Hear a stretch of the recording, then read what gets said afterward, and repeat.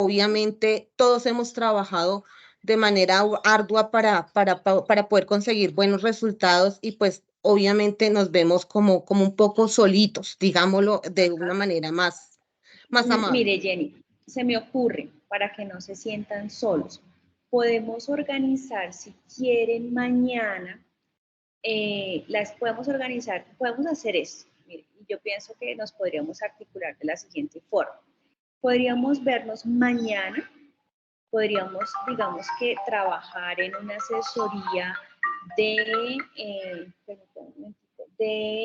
se me ocurre, de 3 a 5, haciendo retroalimentación. ¿Les parece? Eso Pues es que, podría ser. doctora, por lo que yo tengo entendido con compañeros dentro de lo que se ha hablado, es que hay muchos compañeros que, por ejemplo, esta hora se les dificulta, no todos tienen, digamos, el tiempo porque laboran, están en empresas, entonces no pueden sacar como el tiempo para hacer esa asesoría temprano, ¿verdad? Y la idea es de que pues que todos estemos para que podamos aclarar nuestras dudas, mi doctora, por eso es. Entonces, ¿ustedes a qué horas proponen?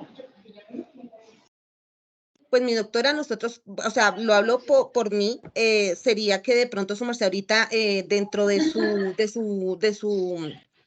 retroalimentación podamos entre todos, digamos, decir una hora para ver su merced qué horario maneja, cómo le queda más fácil o algo así, mi doctora, es por eso. Porque si no pueden hasta, o sea, a partir de las 5, después de las 5, entonces podríamos, por ejemplo, trabajar de 8 a 9 de la noche.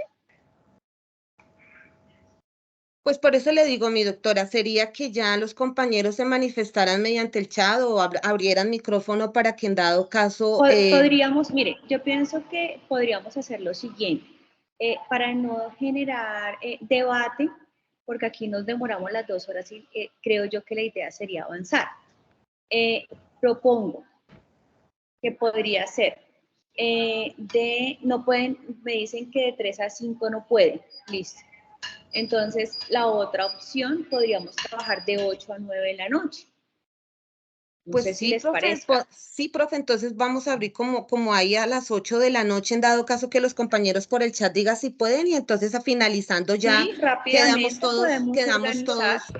exactamente, doctora. Entonces es eso Eso, lo que necesitamos. eso, listo, listo. Y por Entonces, mi a las parte 8. personal, perdón, y Ujú. por mi parte personal te agradezco me le dé respuesta a mi correo, profe, porque me tiene preocupada. Usted que me pregunta lo de la socialización, Señora, entonces mañana la hacemos. discúlpeme, doctora, ¿Sí, no Jenny? le copié, doctora, discúlpeme. Que usted está preocupada por la socialización. No, doctora, lo que le digo, revise por favor mi correo internamente para que se dé cuenta el motivo de mi preocupación.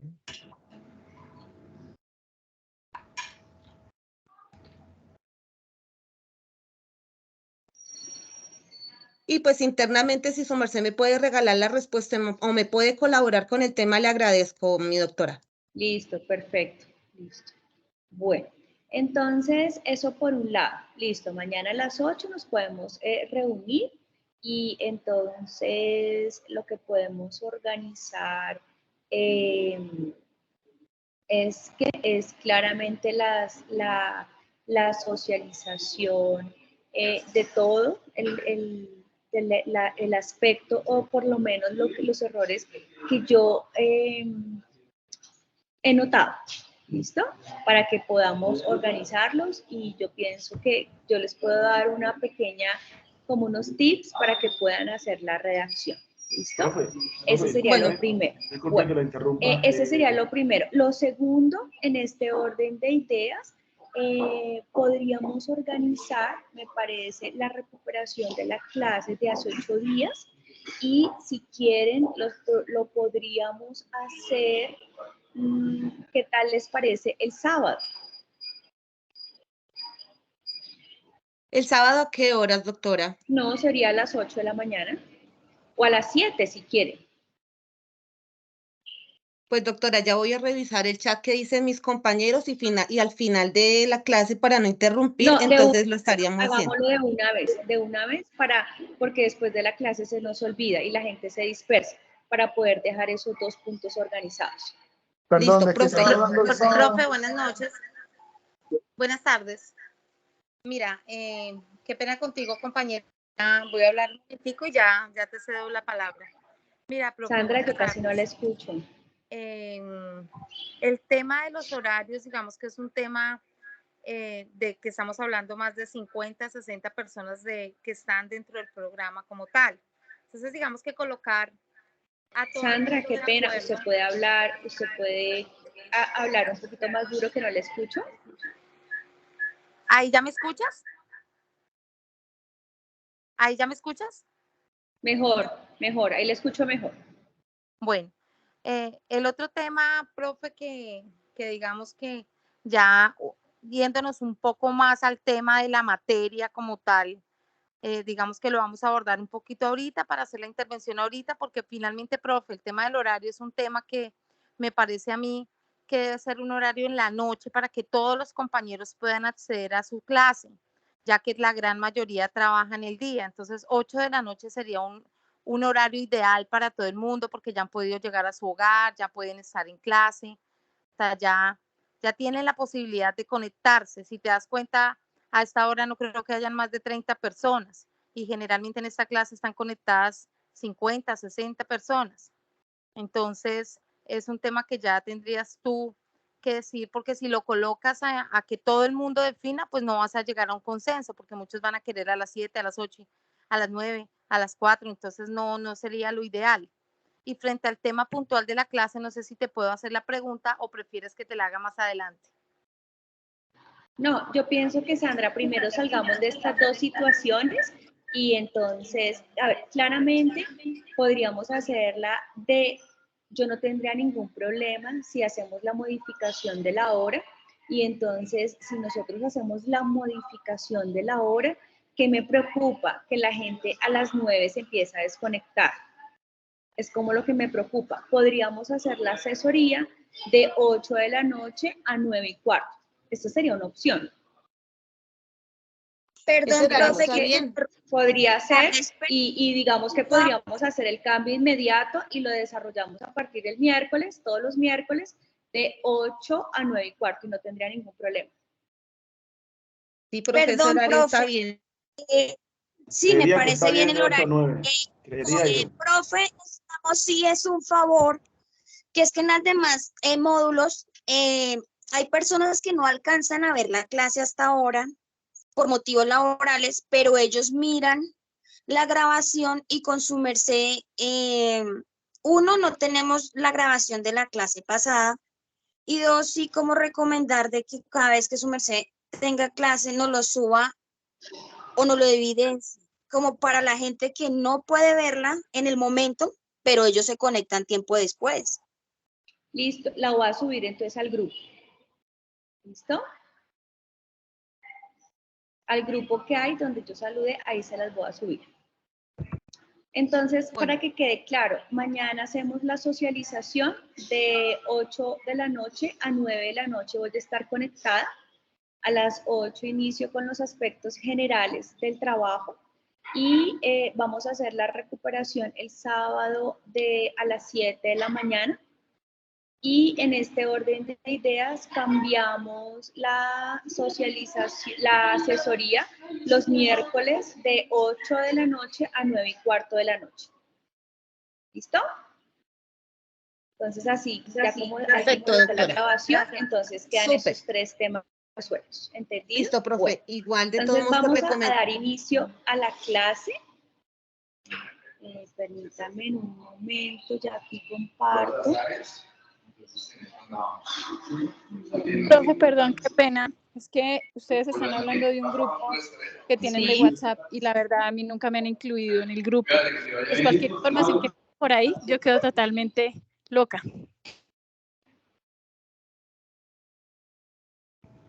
Yo estoy en las mismas. Y pues en varias ocasiones tengo una compañera que ha solicitado que me incluyan en el grupo y no ha sido posible que lo hagan. Entonces yo sí preferiría que la información sea a través del foro, como se hizo hoy la publicación del link para la clase, si es el caso, porque pues por el grupo de WhatsApp es bastante difícil.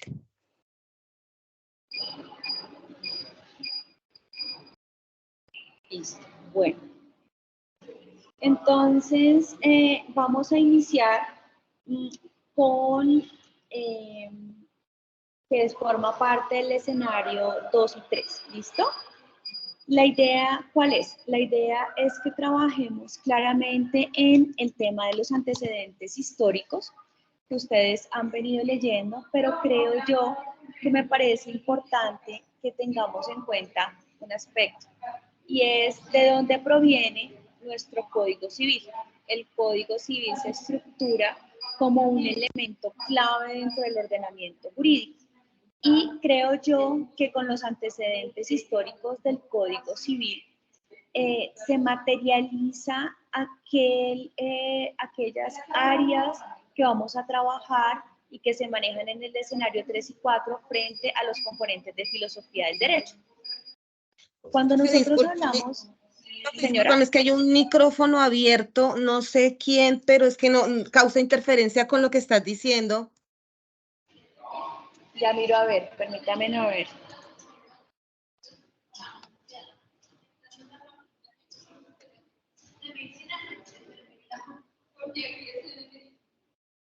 Y ahora se me perdió la pantalla.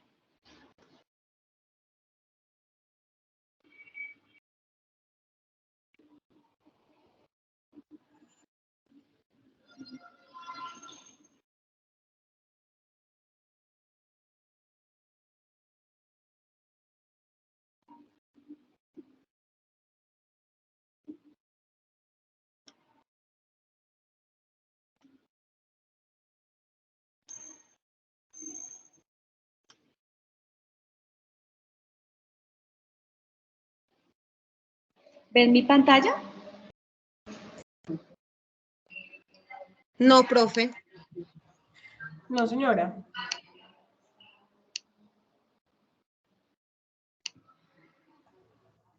Ya se está viendo. Ahora sí. Entonces empezamos a trabajar acá con los antecedentes históricos del Código Civil. Y yo les decía que el Código Civil colombiano se establece como la columna vertebral del ordenamiento jurídico. Si ustedes empiezan, por ejemplo, cuando observen y trabajen derecho administrativo, entonces vamos a mirar que hay unas raíces importantes frente al campo de la responsabilidad civil contractual y extracontractual o contractual del Estado también. Entonces, de esta forma es necesario que se establezca la historia del derecho civil. Y claramente nosotros podemos encontrar dos periodos que son muy importantes y que dan como resultado la codificación civil.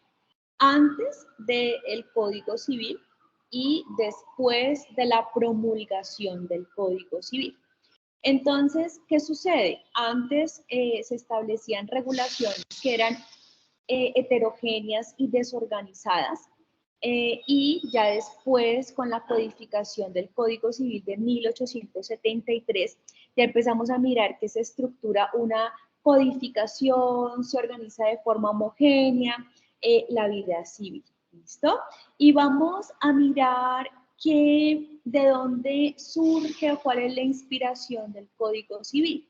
Si ustedes recuerdan, nosotros vimos hace 15 días que el sistema jurídico se encuentra, o nuestro sistema jurídico se encuentra condensado en el sistema romano-germánico, es decir, del derecho continental, que hablábamos en la clase pasada, que son las terceras, cuartas partes del derecho, de los estados que tienen esta clase de derecho, y por lo tanto tenemos que el Código Civil es una inspiración napoleónica en la cual se adopta esa visión romano-francesa del derecho privado, ese carácter compilador y extensivo de la mayoría de los aspectos.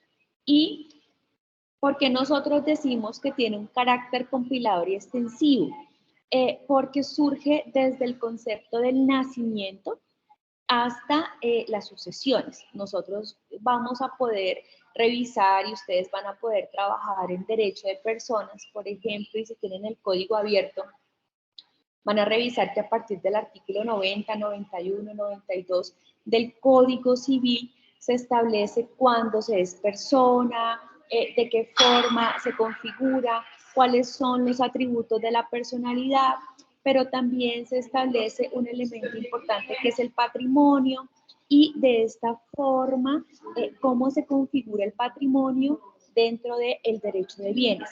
Y también aparte de esto, por ejemplo, cuando la persona tiene patrimonio y va a cambiar su estado civil, cómo es que cambia su estado civil con el matrimonio, con la unión marital de hecho, y hasta llegar a el fallecimiento. ¿Y qué efectos tiene? El primer efecto de un causante es el derecho sucesoral. Y entonces el Código Civil regula todos estos aspectos. El nacimiento, protección del patrimonio, regula el matrimonio, regula la patria potestad, regula también el derecho a los contratos y las sucesiones. Y entonces, ¿qué pasa con esto? Que acá yo se los hice por colores. Nosotros vemos que los antecedentes del Código Civil tienen como antecedente el derecho indiano, que ustedes lo han revisado en las lecturas, en los diferentes escenarios, que se da con la recopilación de las leyes de Indias, en donde tenemos también, por ejemplo, desde 1510 se ha constituido como antecedente primario el antecedente del derecho español. Tenemos acá, por ejemplo, teniendo en cuenta el derecho español, se constituye o se crearon las diversas provincias de la Nueva Granada, se constituye también la ley de procedimiento civil y surge, por supuesto, un periodo federal en 1858, en el cual se constituye el Código Civil del Estado Soberano de Santander. Pero ¿qué pasa acá? Aquí surge una nueva regeneración de carácter conservador en el que empieza a partir de 1873 hasta 1886. Y entonces y surge, ustedes ya saben claramente que surge esta constitución, la cual va a ser reemplazada en 1991 por nuestra actual constitución política. Entonces, nosotros tenemos de esta forma un híbrido, y es decir que si nosotros empezamos a observar que en 1863 se promulgó la Constitución Política de los Estados Unidos de Colombia y nuestro código es de 1873, significa que surge antes de la Constitución del 86, pero todavía se mantiene vigente. Entonces, ¿qué sucedió acá? Aquí sucedió algo que me parece importante, y es que el Código Civil logra mantenerse independientemente de todo ese periodo de regeneración conservadora, en la cual claramente las normas apuntan desde esa regulación y esa configuración del precepto legal muy conservador. Pero ¿qué pasa? ¿Cuál es el resultado de nuestro Código Civil? Porque realmente entra a aplicar dentro de nuestro ordenamiento jurídico. Y es que, pues, yo no sé si será afortunado o desafortunado, porque el Código Civil tiene una adaptación del Código chileno, que a su vez es una traducción que fue realizada por el venezolano Andrés Bello. Es decir, que nuestras raíces provienen del código francés, solamente que nosotros no trabajamos en la traducción. Tuvo unas sendas modificaciones, pero ¿qué sucede? En 1873 no teníamos aviones, y esa es la primera reflexión.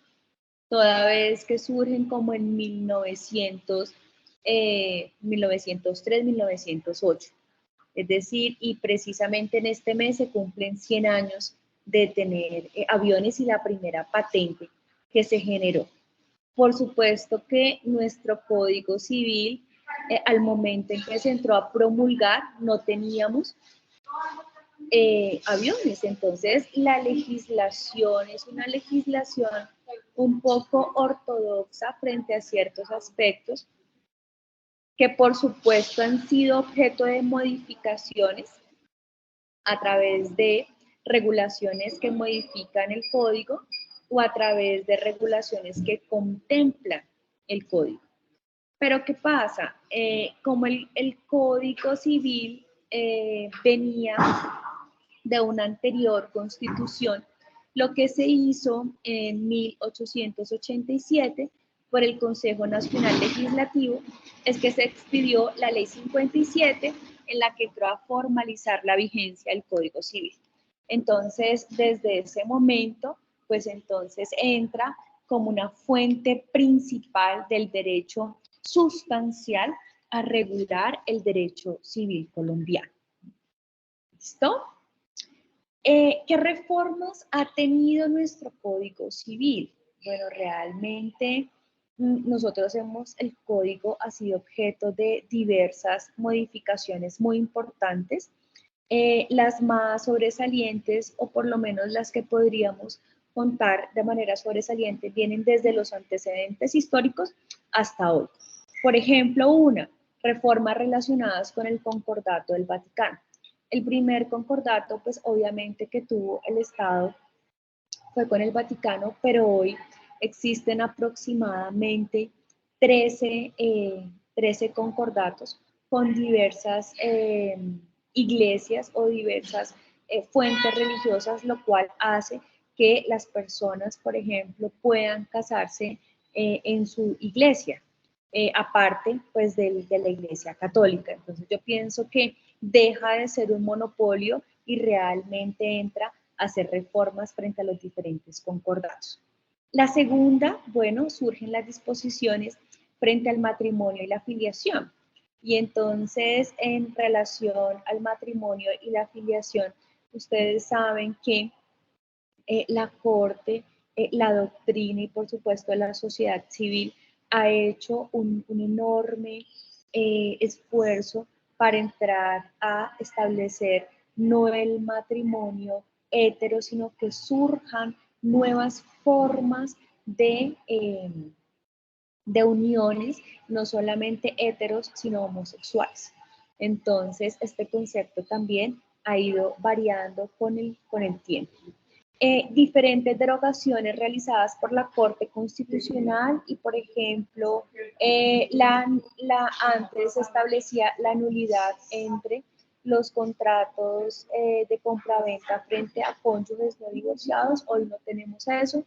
También, por ejemplo, entramos a establecer sobre el tiempo de concepción que no podía ser menor de 180 días o superior a 300, y como el concepto de una presunción de derecho, también la Corte dijo, no, eso no puede ser exequible, eso toca declararlo inexequible y por lo tanto podrán surgir otros elementos frente al término de concepción. La ley 1996 del 2021, que es una ley muy importante y que tiene una relación directa, y es que el artículo 1502 del Código Civil establece la capacidad y dentro de su elemento tiene una excepción y es la incapacidad de personas con discapacidad mental. Con la ley claramente hoy somos completamente, todas las personas son completamente capaces y claramente podrán utilizar un apoyo que podrá ser un apoyo de diferente ámbito, podrá ser trabajadora social, podrá ser médico, podrá ser psicológico, podrá ser psiquiátrico, podrá ser jurídico, en el cual podrán tener esa capacidad diversa. Y también frente a reformas de sucesiones. ¿Listo?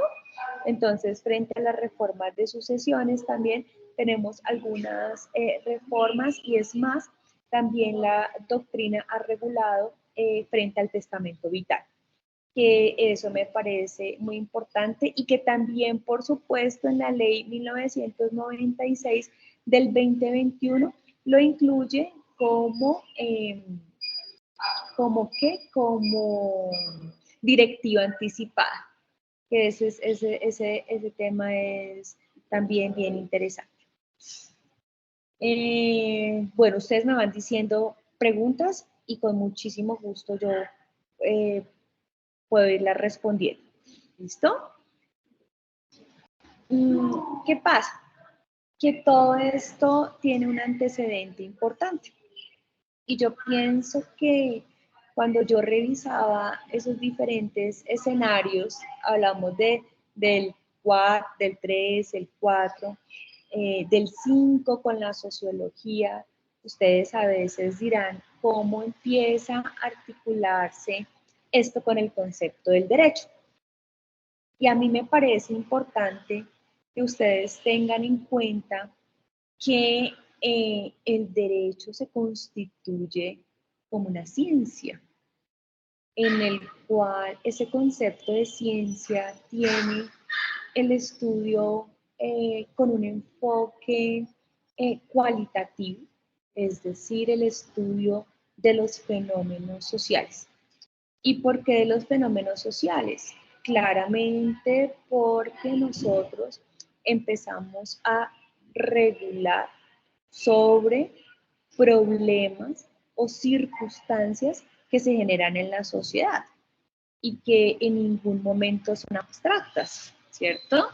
Entonces, cuando nosotros hablamos de los diferentes fenómenos sociales, nosotros aplicamos es un análisis de carácter cualitativo. Y es, venga, ¿qué pasa acá? ¿Cuál es la problemática? ¿Cómo vamos a hacer para contrarrestar esa situación? Y teniendo en cuenta que nosotros somos positivistas, es decir, aplicamos la normatividad escrita, entonces en ese orden de ideas, pues empiezan a surgir unas teorías jurídicas que por supuesto tienen su sustrato en la filosofía y que sumando estas dos surge la filosofía del derecho.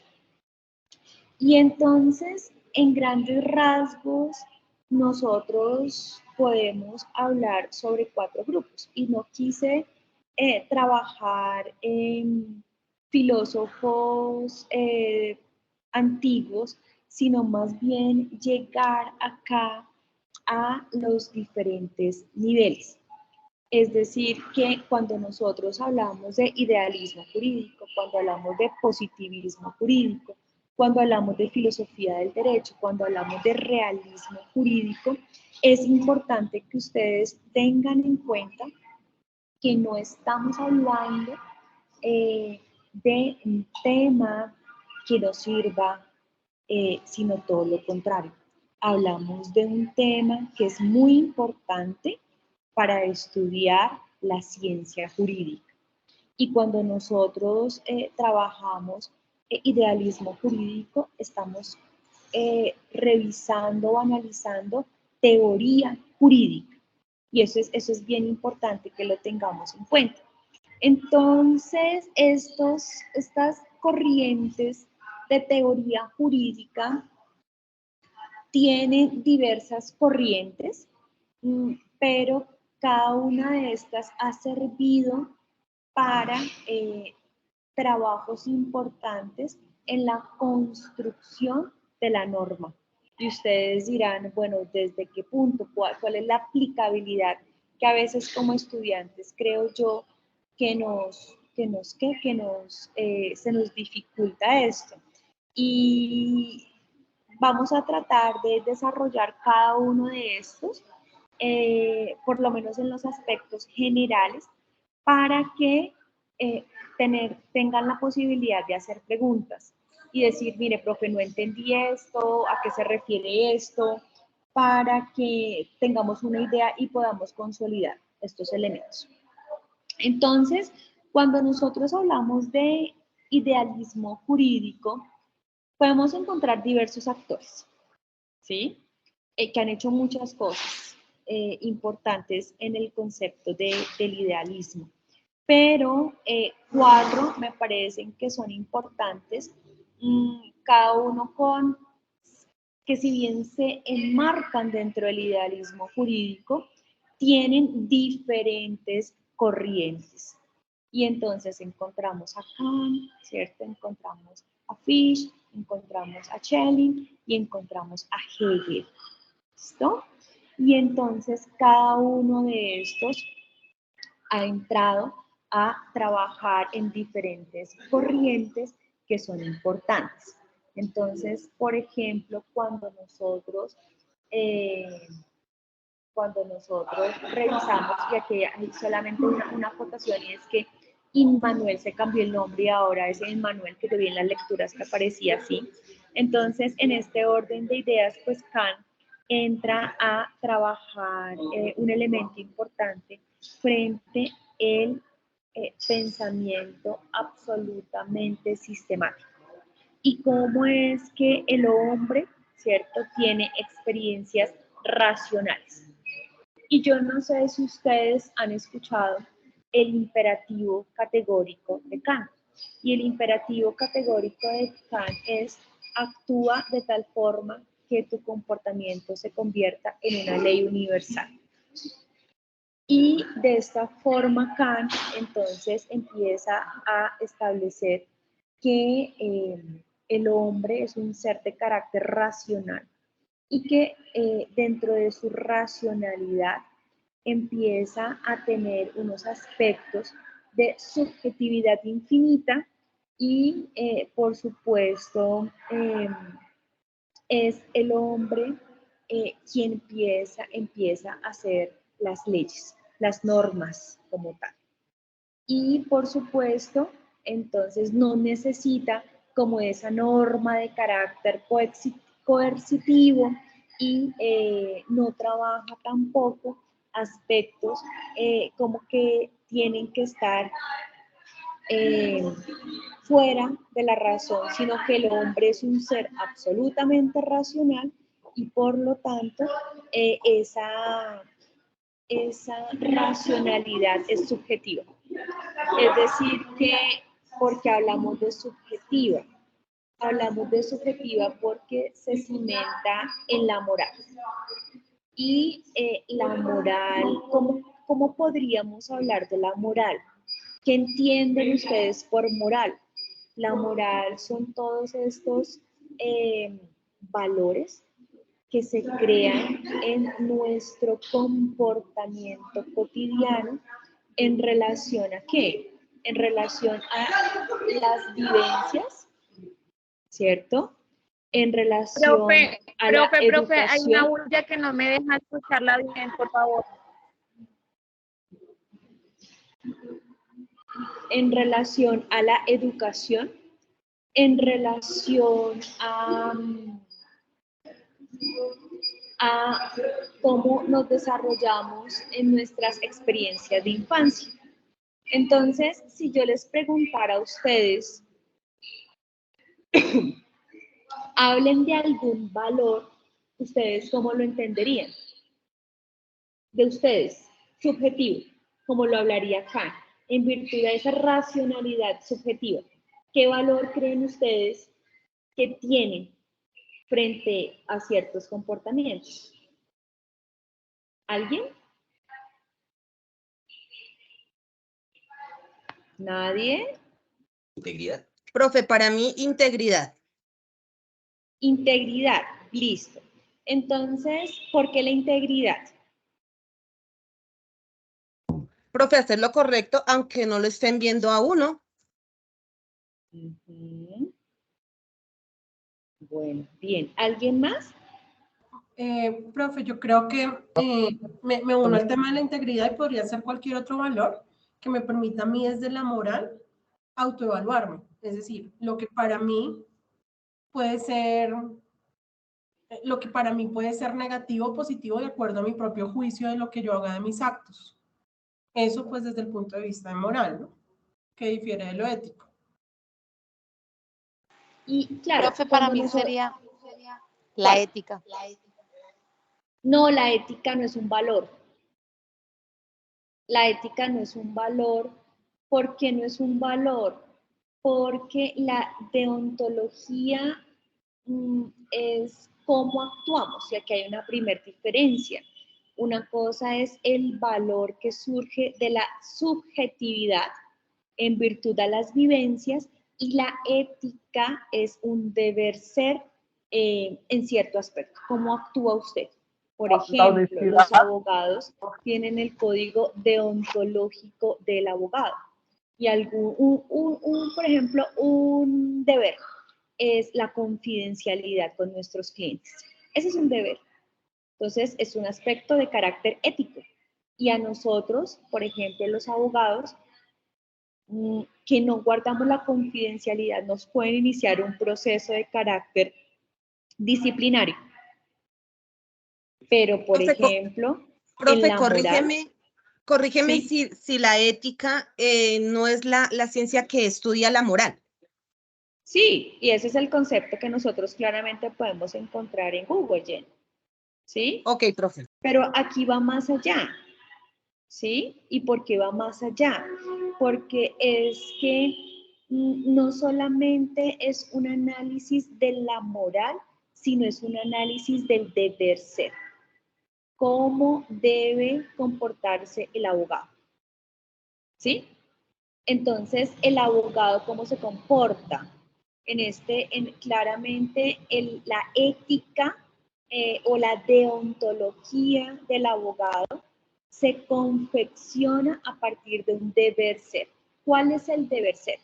Pero supongamos, Jenny, que usted dice, es que realmente mi moral me lleva a utilizar, no la religión, la moral, me lleva a utilizar faldas largas, a utilizar no escotes, a utilizar el cabello corto o el cabello no tinturado. Esa es su moral.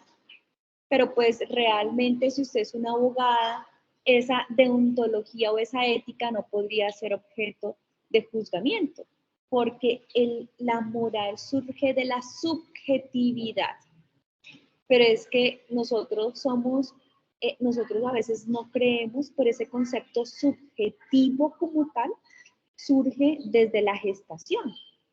Y por ejemplo, hay estudios de mercadeo donde se establece que desde que la mamá se encuentra en ese proceso de gestación, las marcas han diseñado para crear memoria en ese nasciturus o en ese feto.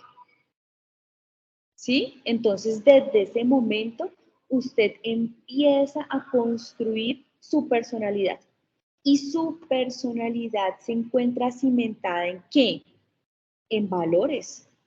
Me dicen la integridad, me dicen la honestidad, me dicen el respeto, me dicen, podemos establecer el cuidado. Todos esos son valores.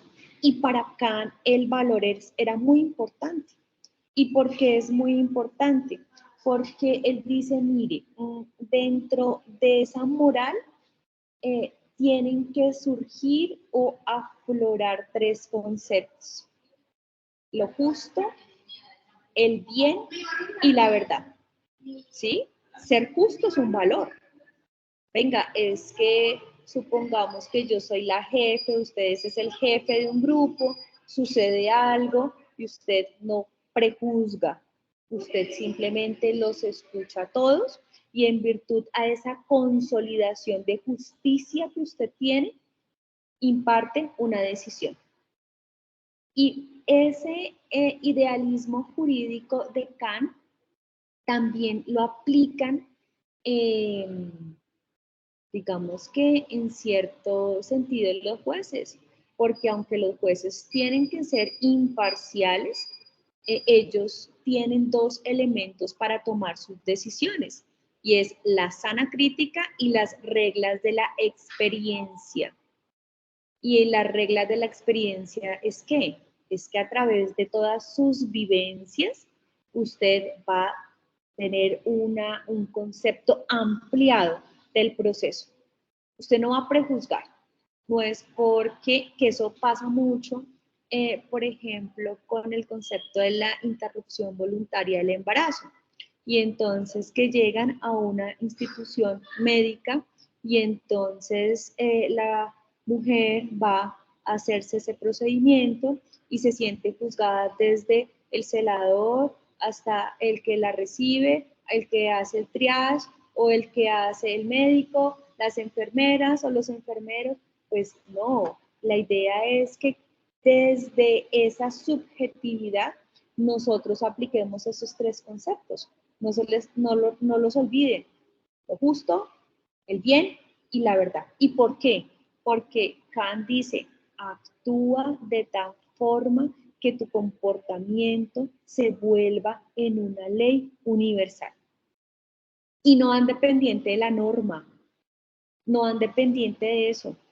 Básese en esa subjetividad para poder establecer esos conceptos de racionalidad.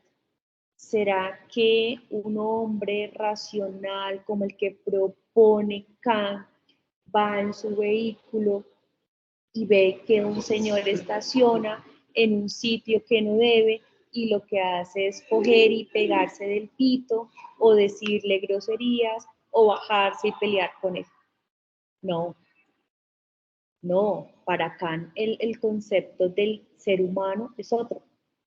Es aquel que profundiza en hacer el bien, en que sus decisiones tienen una consecuencia trascendental, porque el hombre racional actúa con conciencia.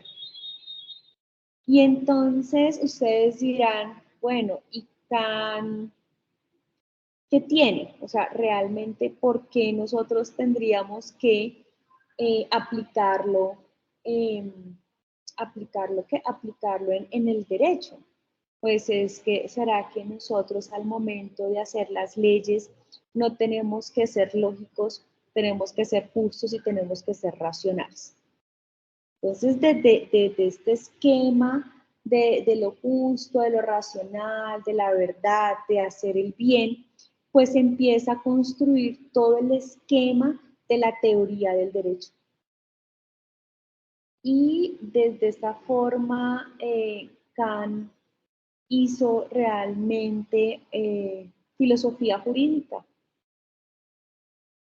¿cierto? Porque pues dijo, mire, vamos a mirar a ver cómo es que vamos a aplicar esto a la norma, vamos a mirar a ver cómo es que vamos a solucionar los problemas, vamos a mirar cómo es que desde esta forma se esquematiza y se solidifica un sustento o un ordenamiento jurídico, como sea, ¿cierto? Porque recordemos que Kant sus orígenes son alemanes, entonces vamos a mirar cómo es que se constituye eso en un ordenamiento jurídico. Y de esta forma, pues empezamos a mirar que, o ustedes van a empezar a mirar que las normas muchas veces tienen una finalidad. ¿Cuál es la finalidad? Bueno, regular relaciones, proteger derechos, establecer procedimientos, pero a veces la norma se olvida de lo lógico y de lo justo. Entonces, desde esta forma, Kant ha creado todo un ideal de justicia universal. Y es, venga, su comportamiento no puede quedarse en su aula de clase. Su comportamiento no puede quedarse en su ámbito de oficina, sino su comportamiento tiene que catapultarse a la sociedad.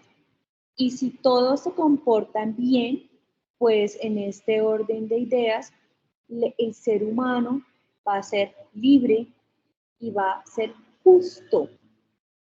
Y Creo yo que todos, desde diferentes hipótesis, hablan de la justicia y empiezan a mirar desde qué punto vamos a hacer justicia.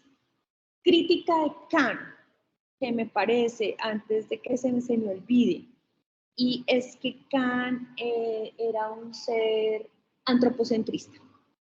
Y entonces, cuando lo ubico entre el antropocentrismo, empieza a establecerse que pues, el ser humano es el centro de todo, es el centro de la norma, es el centro de la sociedad, y por lo tanto él desde su comportamiento racional pues debe actuar haciendo el bien.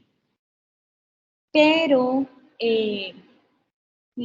aquí se generan varias circunstancias porque el enfoque antropocentrista tiene dificultades. Porque cuando el hombre es antropocentrista, entonces a veces abusa de los recursos naturales. Aunque desde su posibilidad de ser el hombre racional y de producir leyes universales, entonces va a tener dificultades. Entonces creo yo que le hizo falta como mirar más allá del hombre, se centró mucho en el ser humano y dejó de lado el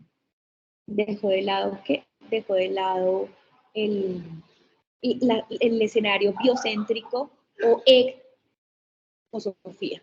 Eso yo pienso que eso es importante que no lo establece. ¿Alguien de pronto tiene alguna pregunta sobre las lecturas frente a Kant? No sé si alguien tenga. ¿No? O sea, ¿a todos les pareció claro o no las han revisado? La verdad. Pues, profe, yo por mi parte no, yo tengo muy claro el tema con Kant. Ah, listo, perfecto. Bueno, bien, ¿y los otros? De mi parte también, digamos que también uno, digamos, se cae uno desde la filosofía jurídica y de la filosofía económica, digamos, hay varios conceptos que se derivan, digamos, de los escritos que tiene, de los manuscritos que tiene él, ¿no?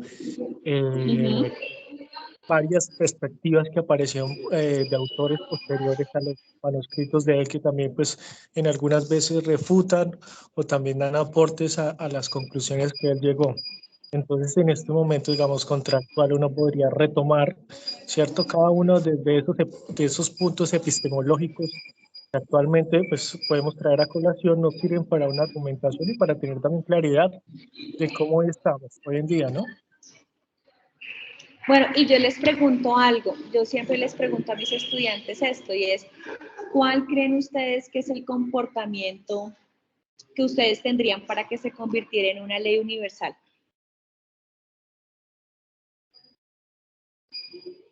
Profe, ¿me repites nuevamente la pregunta que te escuché entrecortado? ¿Cuál creen ustedes, cuál sería el comportamiento o cuál es su comportamiento que podría convertirse en una ley universal?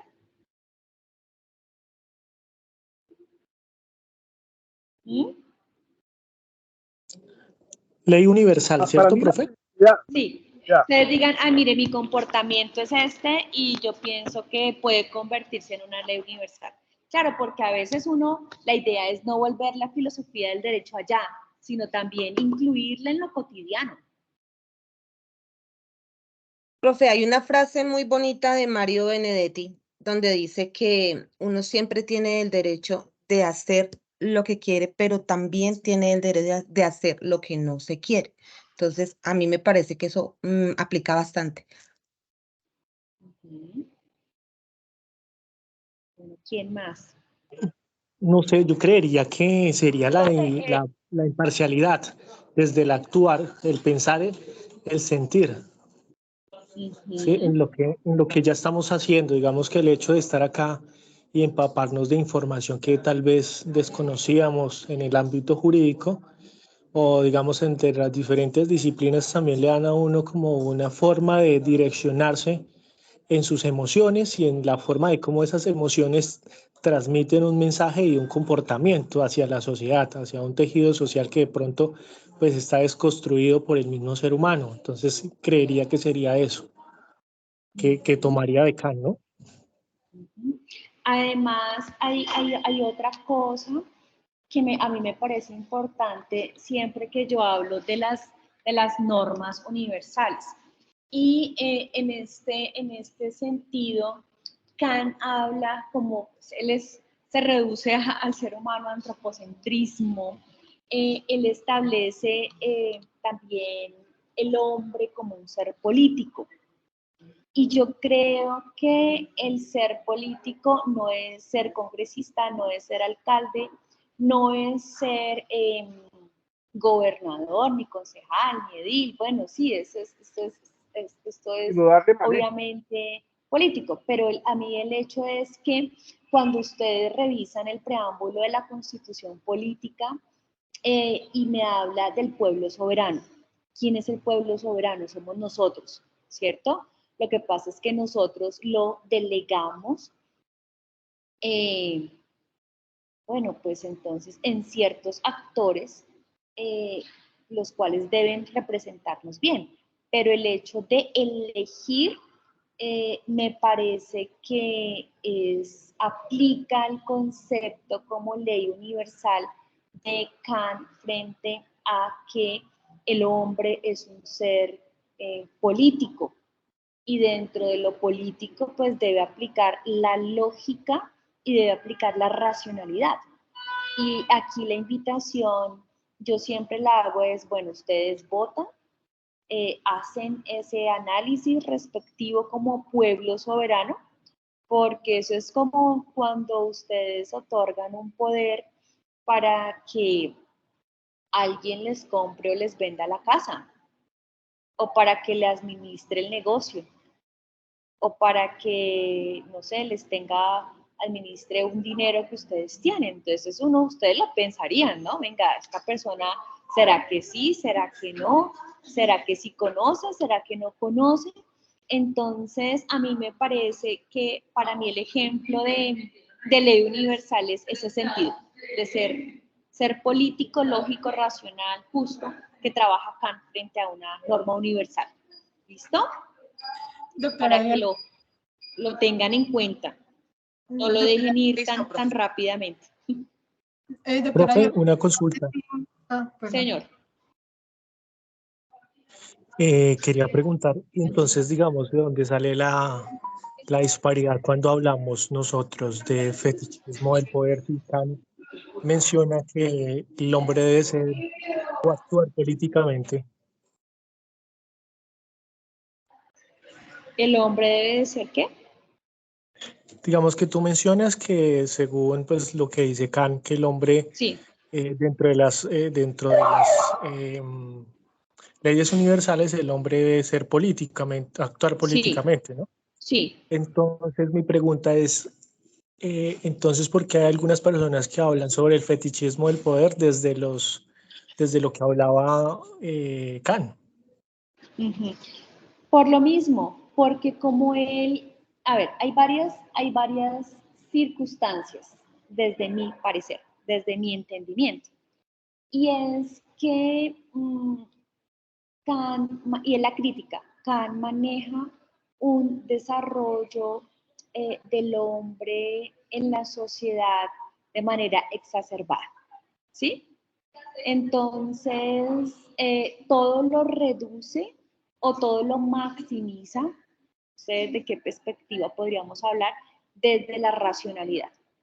Confía tanto en el hombre y en su racionalidad que este concepto del hombre racional frente a la política también puede llevarme a hacer cosas que podrían no ser tan correctas y que podrían no volverse ley universal, ¿sí?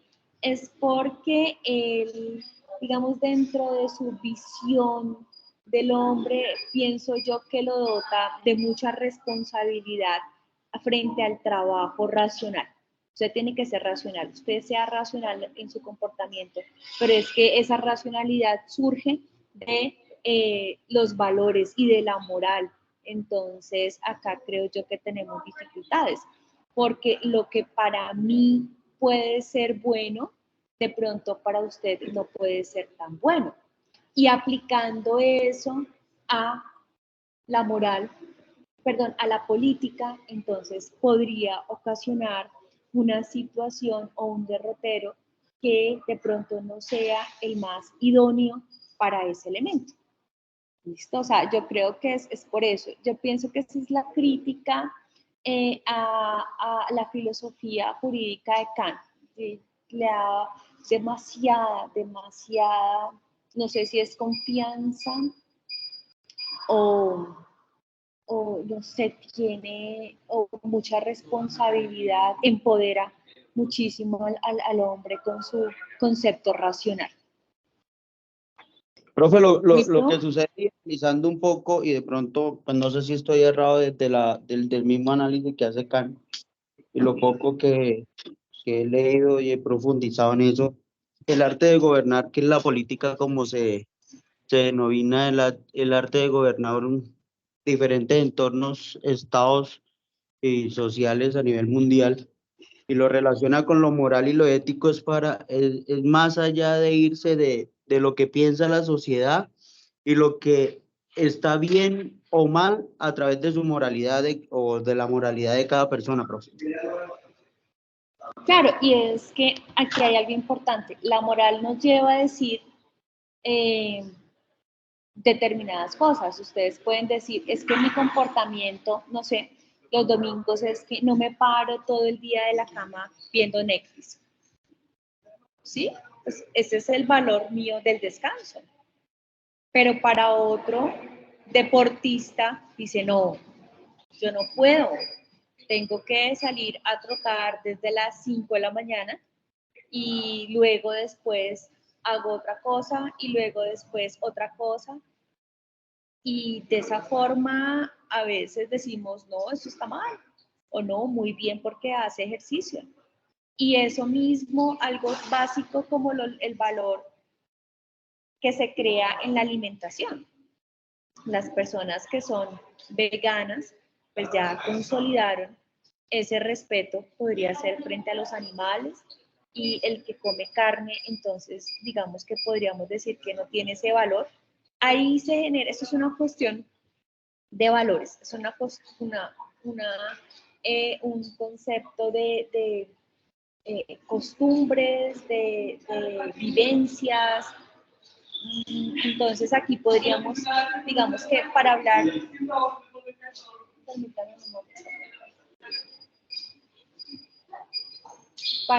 de moral, pues siempre vamos a tener estas discrepancias. ¿Listo? Es que eso es como tan resumirlo, profe, que la ética es lo que piensa la sociedad o un grupo de personas. No, no es lo que piensa la sociedad, es el deber ser. El deber ser. El deber ser va incluido también en lo moral, lo que yo... ¿Cómo se espera, ojo, cómo se espera que usted actúe? ¿Cómo se espera que usted actúe? Por eso es que nosotros, por ejemplo, el médico, por ejemplo, hace el juramento hipocrático, ¿sí? Y ese es, y donde usted, por ejemplo, no cumpla, entonces va a tribunal de ética, porque es el deber ser. ¿Usted cómo se ve? ¿Qué es lo que usted hizo frente a su profesión? Porque usted se preparó, usted es una persona idónea, ¿cierto? Y entonces, en ese orden de ideas, ¿cómo es que usted se ve? Por eso, ¿no? Profe, es que estamos totalmente de acuerdo, pero evaluado, o sea, la ética es evaluada a través de lo que evalúa la sociedad del deber ser, y lo moral es lo que evalúo yo como persona individualmente de lo que es deber ser. Las dos tienen, digamos que el mismo fin, no, pero desde dos puntos de vista. No, porque es que, ojo con esto, usted, su moral, usted nunca la desarrolla en virtud al deber ser.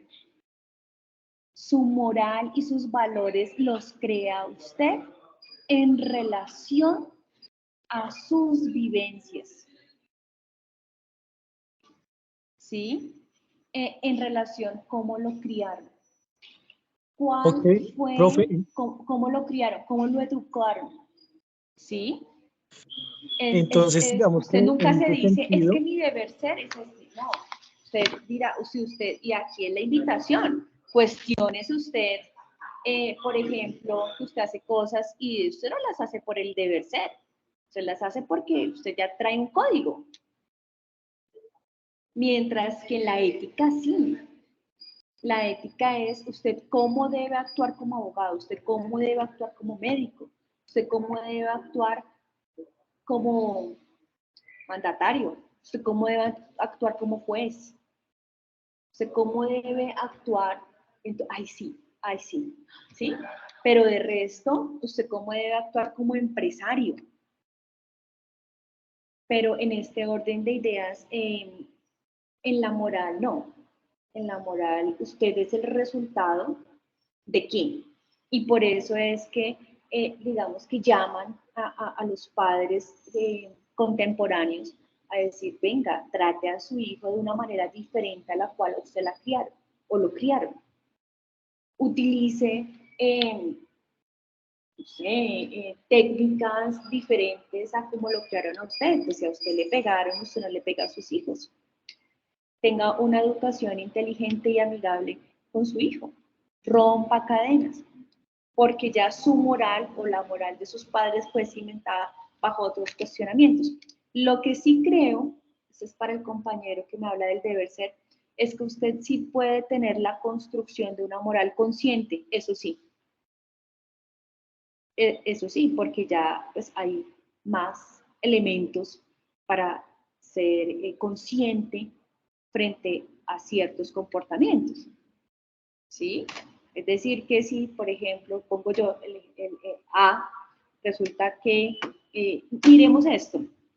Yo no sé si ustedes, un ejemplo clásico, para mirar aquí, a ver si podemos ponernos de acuerdo en el concepto de moral y ética. Y es que ustedes Profe, vieron lo que una le duda. pasó este año a Matador, que Matador fue despedido del tiempo. Eso fue en marzo. ¿Por qué? Porque resulta que se filtró al tiempo unos audios, unas fotografías de que hace 10 años él tuvo una discusión con su cónyuge y por violencia intrafamiliar. Y ahí cuentan, ustedes podrán revisar en el tiempo, y hay unos datos, y entonces se filtra esa información este año, y entonces el tiempo lo que hace es, venga, tenemos que despedirlo porque nosotros hacemos campaña es para proteger a la mujer y a las personas que sufren de violencia intrafamiliar. No podemos tener acá un periodista el cual pues realiza sus comportamientos y fue despedido. Entonces, estos elementos de la moral también repercuten en la sociedad. Y por eso es que muchas veces dicen que pues, Latinoamérica o Colombia es uno de los países más violentos, pues porque hemos convivido y hemos desarrollado nuestra personalidad en relación a un conflicto armado que lleva más de 5 décadas y que no surge no solamente con los grupos al margen de la ley, sino surge desde los partidos políticos y todo este escenario de partidos, discusiones entre partidos conservadores y liberales, y desde ahí se desata una cantidad de circunstancias que ustedes ya conocen, y si no las conocen valdría la pena. Entonces, ¿qué pasa? De hecho, yo recuerdo que en mi clase de doctorado hace como 3 años, fue un genetista y nos contaba que estaba desarrollando un proyecto de investigación para hacer un análisis si la violencia se encontraba en nuestro ADN. Y por eso el colombiano es un ser violento, desde sus expresiones hasta, pues claramente, su actuar. Entonces, eso no es el deber ser, como lo decía el compañero, es que surge ahí en la cotidianidad y en la forma como nosotros nos educamos, que podemos ser conscientes y podemos enmendarlo, sí. Si ustedes, por ejemplo, son iracundos, son neuróticos, si no tengo que controlarme, voy a cambiar el comportamiento. Ah, perfecto. Es consciente. Pero el deber ser no es que todos seamos felices, porque no, ese ejercicio no lo hemos hecho. ¿Listo? Mi profe, tú me puedes hacer un favor, tú dijiste algo de la ley la ley universal según Kant, y dijiste 4 palabritas que me gustaron, ¿me las puedes repetir, por favor? Justo, ¿verdad? El bien. Ay, y se me olvidó la otra. Y político. Y político. No, creo que no. La verdad. No, la verdad, sí, justicia, la verdad, el Justo, bien y la racionalidad. Es la verdad. La racionalidad. Listo. Gracias, profe. Listo. Bien, ¿listo? Entonces, para que tengamos en cuenta, porque vamos a mirar que en el concepto no es que nos pasemos de tema, sino solamente para que lo tengamos en cuenta. Y dentro de las teorías de la justicia, Rawls habla de otro cuento. Y Hart y The Walking de otro cuento. Entonces dice, Kant para Kant es la libertad. Hegel es un idealista jurídico extremo, ¿sí? Y por ejemplo, Hart habla de la libertad. La gente tiene que ser libre, sea libre, actúe con libertad. Sí, obviamente bajo unos postulados, pero entonces en ese orden de ideas vemos que cada autor, digamos que aplica de diferentes conceptos. ¿Listo? Bueno, ¿alguien tiene alguna pregunta sobre Kant? ¿No? Bueno. Estimados estudiantes, si ustedes no han Profe, pues realizado no las sé. lecturas del escenario, yo les invito a que la hagan. Miren, no pierdan esta oportunidad, que es muy importante, porque después, por lo menos lo básico, por lo menos, bueno, ¿qué me dice Kant? Imperativo categórico. Bueno, Kant, para Kant el hombre es un ser racional. Por lo menos saquen esos aspectos generales y ténganlo para el resto de su carrera. Porque de pronto no le va a servir para un proceso. De pronto no. Pero de pronto sí les va a servir para cuando ustedes hagan su especialización o su maestría o su doctorado, porque ahí es cuando surgen estos elementos de filosofía del derecho. ¿Listo? Entonces, para que lo tengamos en cuenta, vale la pena, todo abogado debe conocer por lo menos los aspectos básicos de estos autores. ¿Listo? Bueno, ¿alguien me iba a preguntar algo? Profe, Sí, profe, buenas. digamos que con lo que mencionaba acerca de las inquietudes que nos surgen de los escritos, ¿no? De los manuscritos y de algunos aportes se hace muy importante Kant. Actualmente, digamos que sí generan bastante discrepancias, que pues digamos que esas discrepancias que salen, pues es la normativa que actualmente pues buscamos, ¿no?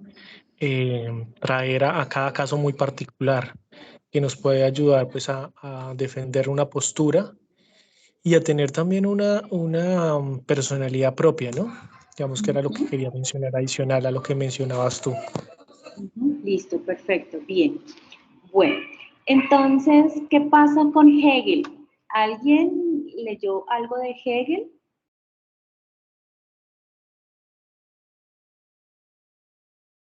Bueno, entonces, ¿qué pasa con Hegel? Hegel es un autor que, si Kant habla del ser racional, entonces Hegel, con su idealismo, digamos que extremo, restrictivo, restringido, él empieza a hablar de un concepto y él incluye la religión. Y ustedes saben que cuando incluye uno a la religión, pues entra en unos aspectos bien conflictivos. Y él dice, mire, desde el espíritu absoluto, es decir, ese espíritu vinculado con la religión, ese espíritu vinculado con Dios, pues entonces empieza a conformarse unos aspectos claros de la autodeterminación. Es decir, que para Hegel ese espíritu absoluto viene encaminado con la religión y viene encaminado con un espíritu, ¿cierto? Es decir, que el espíritu siempre va a ir vinculado con la religión. Y pues desde esa esencia, desde lo eterno, de esa reconciliación, pues entonces empieza a formarse los aspectos que van a entrar a determinar al ser humano en el mundo, ¿cierto? Y pues digamos que surge algo que me parece pues importante que lo lean si tienen tiempo, si les gusta esto de la filosofía del derecho, y es el concepto de la fenomenología del espíritu. Y entonces, desde esa forma, digamos que constituye diferentes elementos y se configura dentro de la filosofía de la religión con repercusiones obviamente en el campo jurídico. Entonces, bueno, desde ahí surgen una cantidad de circunstancias y elementos frente a la religión, y él también, por ejemplo, habla es muy religioso, de milagros, y se vincula con esos elementos de la conciencia de Dios y el actuar del ser mismo frente a un ser supremo, porque de esta forma lo que él plantea es que el hombre, y también digamos es muy antropocentrista, porque si ustedes empiezan a revisar a Kant, empiezan a revisar a Hegel, siempre mencionan al hombre y no hablan pues del concepto de mujer. Entonces, lo que plantea es, a diferencia de Kant, no es que el hombre es un ser racional, como lo dice Kant. Kant dice, mire, Hegel dice, el hombre es malo por naturaleza, ¿cierto? Y entonces Kant dice, actúe como un ser racional y convierta, que su comportamiento se convierta en una ley universal. Hegel no.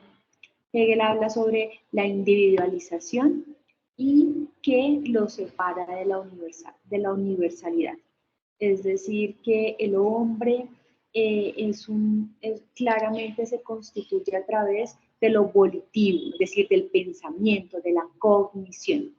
Y para poder manifestar su comportamiento, entonces tiene que tener a Dios, para que esos elementos de rudeza, esos elementos de egoísmo, de la dependencia del miedo, pueda entender y pueda realmente convertirse en un espíritu o en un elemento con una concepción universal del espíritu en la sociedad, ¿sí? Entonces, desde esa perspectiva, y de hecho si ustedes buscan las lecturas de él habla mucho de Cristo y habla mucho sobre los sacrificios humanos, y entonces desde esta fenomenología, pues obviamente tiene, digamos que discrepancias frente a la identidad de Dios y al hombre. Pues porque todos no pertenecemos a ese mismo concepto. Entonces, él ha sido estudiado, tiene cosas, digamos que interesantes, pero todo su entramado conceptual siempre se establece dentro de esa filosofía o dentro de la fenomenología mejor, y el aterrizaje a otros elementos superiores, que en este caso sería Dios. ¿Listo? No sé si Profe, él tengan es el que mismo alguna menciona, lectura, señor. Ahí, él es el que mismo menciona que el hombre nace libre y la sociedad lo corrompe. ¿De ahí viene el término? Sí, porque es que él, ¿qué es lo que dice? Él dice, mire, el hombre tiene ciertos pensamientos, pero al momento en que interactúa en sociedad, actúa como un ser individual. Y eso no puede ser. Sus comportamientos tienen que ser universales. Pero ¿por qué es individual? Porque es egoísta, porque digamos que se constituye a través de malos pensamientos, porque empieza a surgir todo lo que podría, si nosotros lo analizamos, pues todo lo que podría ser hacer lo que es el hombre. Y entonces, ¿cómo hace para cambiar? Entonces, necesito cambiar. Bueno, voy a cambiar, pero no voy a cambiar por ese deber ser o por mi sola conciencia, o no voy a cambiar por ser un ser racional. No, voy a cambiar es porque necesito trabajar en la fenomenología del espíritu y necesito realmente generar esa reflexión con un Dios, ¿sí? Para que mi espíritu tenga la posibilidad de generar esos comportamientos universales. pero es que hay una cosa, profe. Bueno, Señora. ahí está también. Buenas noches, Saura y Elena. Diga que hasta ahora me pude conectar porque yo a las 5 todavía estoy trabajando. Respecto a lo que su merced está mencionando sobre la filosofía de Hegel, pues él recibe también el nombre del idealismo absoluto, ¿no? Donde él siempre se ha caracterizado por lo que su merced dice, en la reflexión sobre la realidad. Más que todo, él lo enfoca hacia la espiritualidad. Y si nosotros vamos en lo del derecho, él está relacionando de que el hombre actúa y debe de actuar en convicción y relativo a lo que es el espíritu, o sea, como guiándose por la ley divina, pensaría yo, ¿no? Que Sí, él lo y que de hace es hecho, la sí, naturaleza y el espíritu. O sea, el hombre es por naturaleza, nace prácticamente un ser inconsciente de muchas cosas, pero a medida que se va desarrollando, va cogiendo esa concientización y la va analizando en el transcurrir de su vida, pues puede pecar, y en lo del pecado pues ya entra lo que es la comisión de los errores, y los errores tienen que, para él dice, tiene que tener fortaleza desde el espíritu, quién soy yo para poder hacer o no hacer. y esto es importante lo que dijo del idealismo absoluto, porque como estamos aquí viendo en este cuadrito, el Hegel es el extremo dentro de esta corriente, ¿sí? Y él genera, si bien Kant pertenece al idealismo jurídico, y tiene en parte de ese conocimiento subjetivo, Hegel no. Hegel dice, mire, realmente ese conocimiento, esa concepción interna sí vale, esa crítica del juicio vale, pero, esa lógica debe venir de una reflexión metafísica. Él va más ¿Sí? como hacia la dialéctica. Él habla sobre dos aspectos que son importantes, la fenomenología y la metafísica. Pero el problema de esos dos conceptos es que él los trabaja frente a la razón, no como que surge del ser humano como Kant, sino surge de una fuente teleológica. Y esa fuente teleológica es la estructura para él del universo. ¿Sí? Entonces, pues aquí nos cambia. ¿Sí? Porque mientras que Canes, usted es el ser racional, usted puede, usted es justo, usted es bueno, usted lo puede hacer, y entonces le da mucha fortaleza al ser humano. Hegel dice, usted nace de una forma, Y la pero el ser lo va haciendo en el tiene que volverse hacia las ciencias del espíritu para fortalecerse. ¿Sí? Y por eso es que siempre se habla, y es que la fenomenología del espíritu, pues es, digamos que surge esa conciencia natural, pero con un trabajo, digamos que en Dios. Mientras que Kant no, para Kant la conciencia viene de la racionalidad. Usted es racional y usted tiene que partir de esas características. Hegel no. Hegel encuentra una conexión es con la superioridad del espíritu. Pero él siempre va con la superioridad del espíritu hablando desde la conciencia. Sí, pero la conciencia no como Kant desde la racionalidad, sino la conciencia es de porque yo tengo un acercamiento con Dios. Desde la religión. Sí. Sí. Sí. Entonces, acá hay una discrepancia. Y entonces empezamos a mirar que el concepto, él hace críticas a la dialéctica de Kant. Entonces, desde esa perspectiva, pues empieza a construirse el derecho. Tenga en cuenta, concéntrese en un Dios, y desde esta forma cree esas normas, porque recordemos que el sistema jurídico oriental tiene su cimiento en Dios, ¿sí? Entonces hay una connotación importante. Nosotros no, nosotros pues nuestra finalidad en la norma es que se ajusta. Entonces empezamos a mirar que hay unos rasgos frente que nosotros podríamos decir que somos más kantianos, hegelianos, ¿sí? Por lo menos en nuestro ordenamiento jurídico. Ya la filosofía que cada uno adopte, pues esa sí viene de su desarrollo cognitivo. ¿Listo? Bien, ¿alguna pregunta? Profe, ¿esta clase va a quedar grabada? Está grabándose, no me digan que no, si yo la vi grabándose, esperen. Sí, profe, se está grabando. Ah, bueno. Ah, bueno. Listo. Es que no me pude Bueno. conectar del computador porque no me llegó al computador. O sea, no me llegó a mi correo el link. Yo les decía, bueno, ya ustedes verán ahí lo que les dije a los compañeros, que yo la tengo en Teams, pero voy a verificar a ver por qué no les llega. ¿Listo?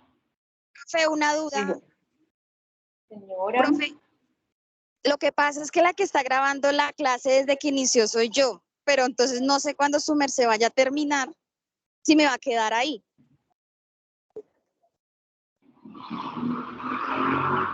Le queda a usted. Entonces, por favor, ¿la podría compartir? Joana, tú la compartes.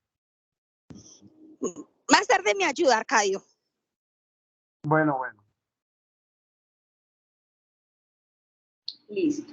Bueno. Profesora, Entonces, disculpe, ¿y la posibilidad de que nos envíe la grabación de la primera clase, por favor? Sí, yo no sé, yo a alguien creo que se le envié y esa persona me comunicó que tenía un problema con el enlace. Voy a mirar a ver qué fue lo que sucedió. No, profe, lo que pasa es que no quedó cargada en la plataforma de la universidad, o sea, en el Office. Por lo general, cuando se graban y se graban estas videoconferencias, quedan en la plataforma, digamos que en la nube de la plataforma de Office. pero la verdad no quedó la grabación pasada, profe. Ya voy a revisar. ¿Listo? Bueno, ¿alguna otra pregunta? Nosotros ahorita tenemos pendiente Profe, solamente tengo una pregunta. el escenario 6, ¿sí? Señora. Tenemos pendiente solamente Profe. desarrollar el escenario 6 con lo de CAN. Ustedes tienen una tarea, creo que es el 23, no, el 20, no, es el... ¿Cuándo es la próxima entrega? 6 de junio. El Es 6, para la semana 7, profe. el 3 de junio. Ese es... Listo. ¿Y ahí qué es lo que tiene? Bueno, ¿les parece si terminamos esto? Ya hablamos de las otras, de las dudas al final, ¿les parece? Para no dispersarnos. Y por lo menos damos, o lo que podemos hacer es lo siguiente, miren, para que hablemos que Hans Kelsen es muy importante, súper importante. ¿Y por qué es importante? Porque en Hans Kelsen se encuentra cimentado nuestro ordenamiento jurídico. Nosotros somos positivistas, ¿sí? Entonces, ese es más larguito y yo quiero que veamos algunos ejemplos frente a la jerarquía normativa. ¿Ustedes ya vieron la jerarquía normativa? ¿Han trabajado algo sobre jerarquía normativa? No la hemos visto, pero recuerdo en mi programa anterior de la pirámide de Kelsen respecto a las normas. Leyes, decretos, resoluciones, la jerarquización. Ajá. Por ejemplo, ¿Qué una ley estudió? está por debajo de un decreto. ¿Qué estudió? Yo soy profesional en comercio exterior. Ah, comercio exterior, claro, ahí lo ven. Entonces, sí. En este orden de ideas, ¿alguien más en estas materias han visto qué? ¿Han visto jerarquía normativa?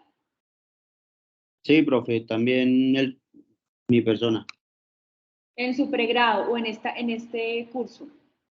No, profe, por mi parte no, y yo la verdad no tengo la menor idea que sea eso, porque Vale. hasta ahora volví a estudiar. Vamos a dejarlo acá en positivismo jurídico porque me parece importante que veamos la jerarquía normativa. ¿Listo? Entonces, tarea, actividad para el sábado. ¿Listo? Van a buscar cómo es el trámite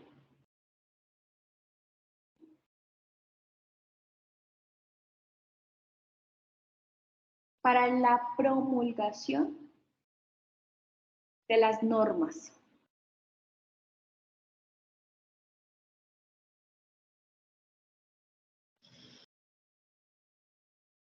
Entonces, es bien importante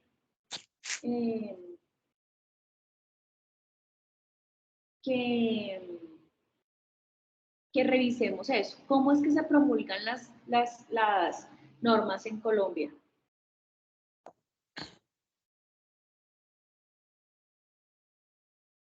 ¿Listo? Y vamos a mirar qué es eso del derecho subjetivo y el derecho objetivo. Derecho subjetivo y derecho.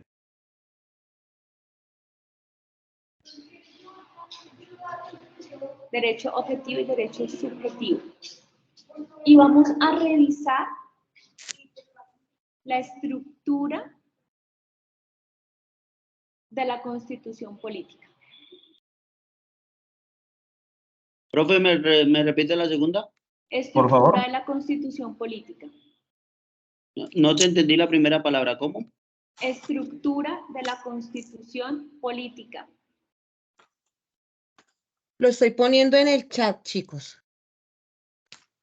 Vamos a mirar esos tres aspectos, porque es que esos tres aspectos se vinculan muy bien con la jerarquía normativa. Y vamos a mirar cómo es que se encuentra y vamos a mirar que eso es derecho administrativo en alguna parte, tiene una mixtura. Pero esa teoría de Hans Kelsen todavía la aplicamos. Entonces me parece importante que la revisemos. Y una sugerencia, no sé si ustedes ya antes habían trabajado Hans Kelsen, pero si no, les sugiero, no es obligatorio, para que ustedes tengan la posibilidad de leer un libro muy interesante sobre Hans Kelsen, que se llama La teoría pura del derecho. Al que le interese entender nuestro sistema jurídico desde la teoría y desde la filosofía, para que por favor lo revisen. Pueden decir, profe, yo lo voy a comprar y voy a empezar a leerme, y me ha tocado leerme 10 veces las primeras 5 hojas. Esa es la idea. ¿Listo? Para que puedan entender. Yo pienso que si ustedes se leen ese libro, entienden muchas cosas de nuestro sistema jurídico. Perdón, profesora, ¿podría repetir el título? La teoría pura del derecho de Hans Kelsen. Hans. Perfecto. H-A-N-S-K-E-L-S-E-N. Hans Kelsen. Que es el segundo que ven ustedes acá. Positivismo jurídico. Ok, gracias. ¿Listo? Y traten de comprarse, si van a comprar, una buena traducción. Revisen en, no sé, en Ledger o miren a ver qué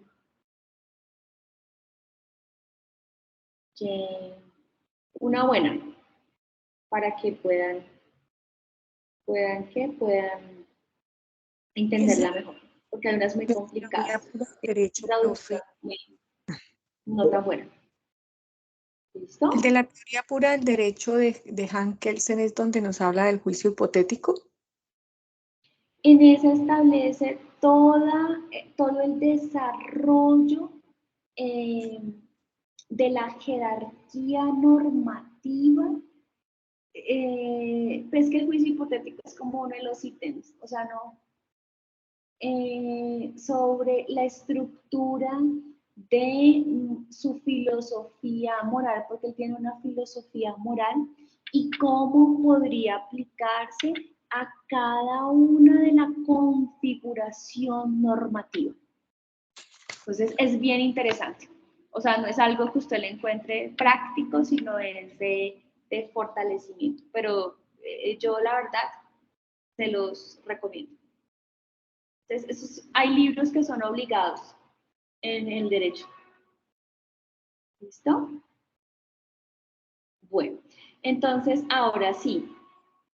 ¿Qué preguntas tenemos que por ahí me iban a hacer unas preguntas del curso? Profe, yo, Lena. Señora. ¿La escucho? Profe, tengo una pregunta para uno. No, ¿me escucha? ¿Me escucha? Sí, señora. Profe, para uno poderse comunicar con usted para alguna duda o algo como es. Les decía yo que mañana vamos a tener una retroalimentación de 8 a 9 de la noche. Yo creo que por este mismo enlace, ¿les parece?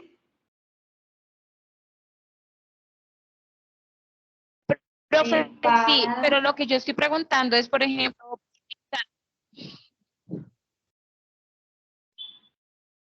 lo que está preguntando por ejemplo, usted. si tenemos alguna particular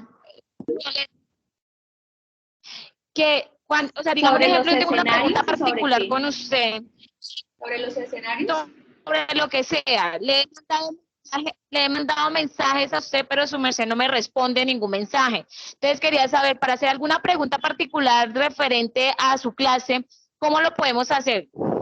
No, lo que yo pienso es que para que sea más expedito, todos los miércoles vamos a poner como antes de iniciar la clase o al final de la clase, desarrollo de las dudas. Y así les podría responder de una manera rápida, pienso yo. Porque, ¿qué es lo que sucede? Sí, profe, pero que yo tengo nosotros no llegamos a la clase. Señora. Por ejemplo, no nos llegaba la clase que se supone que sea, no nos llegaban el enlace, por ejemplo, de hace 8 días, tenía duda referente al trabajo de entregar y le escribían mensajes a usted personal, o sea, ahí en la plataforma, pero no, o sea, se iba el mensaje, pero no recibía respuesta alguna suya. Me toca, claro, ¿qué es lo que sucede? Que como la semana pasada estuve corrigiendo ensayos, entonces, por ejemplo, no he llegado a su curso. Eso es lo que pasa, porque el primero que entregó fue otro módulo, entonces acabé de responderle a ellos. Porque es que uno se demora hartísimo, ustedes no se imaginan todo el tiempo que se lleva respondiendo a todos. Entonces, digamos, ustedes, fundamentación jurídica, yo las tengo de segundas. Entonces, ahí voy respondiéndoles. Por eso es que de pronto no puede ser tan expedito. Pienso yo que eso es lo que está sucediendo. Entonces, claro, si ustedes me los enviaron, yo los debo tener en la plataforma. De hecho, lo que yo traté de hacer con los trabajos era que ahí mismo les envié una retroalimentación. No sé si ustedes lo leyeron. Profe, yo tengo una pregunta, qué pena contigo. Que la iba a hacer desde el principio de clase. ¿Alguien tiene como el micrófono abierto por allá? Profe, yo. Señora. Profe, yo desde la primera semana, respuesta en la primera semana. Voy a revisar, porque la primera semana yo checklist todo, voy a revisarlo. Profe, discúlpame que vuelva a intervenir en la reunión. Lena, escúchame un segundito. Mira, José Fernando tiene el micrófono abierto, por eso se escucha interferencia y a ti se te escucha entrecortado. Entonces, con el respeto de ustedes y con el de la misma doctora, al principio de esta clase se habló con ella lo que tú tienes en duda. Entonces, no sé, mi doctora, si su merced estará de acuerdo con que abramos un grupo donde te podamos incluir a ti para un grupo de WhatsApp para que de pronto su merced no se siente tan colisionada con los mensajes y con todas las dudas que tenemos por lo que hablábamos frente al tema inicial. Entonces, si su merced autoriza que la metamos dentro de un grupo de WhatsApp, doctora Diana, lo podríamos hacer de esa manera para ayudarle también a su merced un poquito y nosotros poder estar retroalimentados con base a eso. Para Lena, quedamos para... Ahí lo importante, Jenny, es que, digamos que hay una recomendación. Señora. Y hay compañeros que no les gusta. ¿Listo? Entonces, sí sería bueno pedir la autorización porque sé que hay compañeros de ustedes que se han quejado de que los han incluido al grupo y que no han autorizado. Entonces, para que seamos como un poco respetuosos de... Sí. ¿Sí? Profe, quien quiera, perfecto.